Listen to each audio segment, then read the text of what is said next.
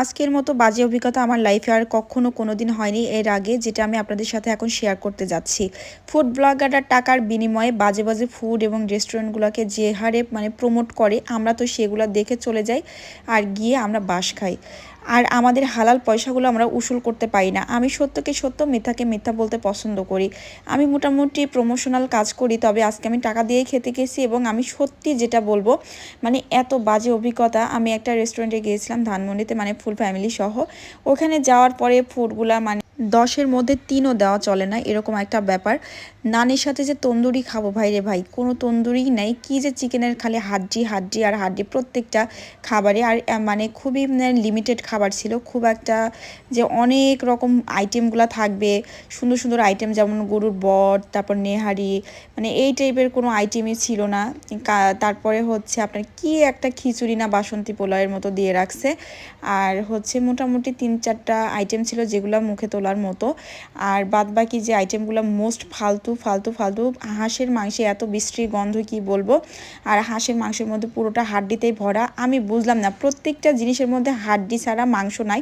আর থাই স্যুপের কথা কি বলবো, থাই স্যুপের মধ্যে যে যে মোটামুটি একটু চিকেনটা কোনো রকম পাওয়া যাচ্ছে, আদার্স কোনো উপকরণই থাই স্যুপের মধ্যে পাওয়া গেল না। কি মনে হচ্ছে পানির মধ্যে নেমে সাঁতরাবো, এরকম একটা ব্যাপার।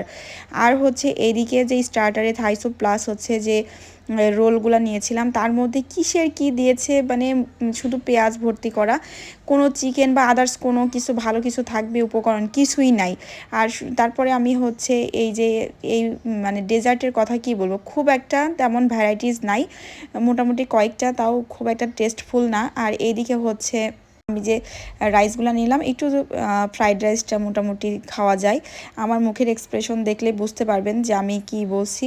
এখান থেকে জাস্ট 2টা আইটেম ভালো লাগলো। আদার্স যে কি বলবো, গরু মাংস থেকে শুরু করে একটা সুন্দর সুন্দর যে বিভিন্ন রকমের আইটেমগুলো থাকবে এবং একটু সলিড মাংস টাংস টাইপের থাকবে, কিছুই ছিল না। কি যে দিয়ে দিয়ে সস্তার 3 অবস্থা দিয়ে ভরায় রাখছে, মোস্ট ফালতু। আমার লাইফে আমি তো কোনো দিন আর এই রেস্টুরেন্টে যাব না।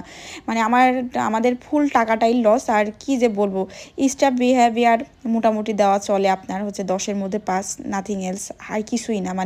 শুধু স্টাফ বিহেভিয়ার থেকে শুরু করে রেস্টুরেন্ট কোনো কিছুই চলে না, শুধুমাত্র একটু ডেকোরেশনের জন্যই যাওয়া যায়। আদারওয়াইজ ফুডের যে কোয়ালিটি, যে খাবার, আর আর এই যে সি ফুড যে আপনার স্যুপটা, এটার মধ্যে কাঁকড়া ছাড়া আর কোনো কিছু নাই। বলতেছি কি, প্রত্যেকটা খাবারের মধ্যে মোটামুটি এই সস্তা মানের কাঁকড়া মনে হয় কোথা থেকে কিনছে, এই কাঁকড়াগুলাই দিয়ে ভরাই রাখছে। এর মধ্যে স্কুইড বা সামুদ্রিক যে আদার্স উপকরণ কোনো কিছুই এর মধ্যে দেয়নি। এক কথায় স্টার্টার থেকে শুরু করে অ্যাপিটাইজার, মেন কোর্স, ডেজার্ট, সালাদ, যেটাই বলেন না কেন, এদের যে আইটেমে ভ্যারাইটিস, যে স্পেশালিটি থাকা দরকার, কোনো কিছুই ছিল না।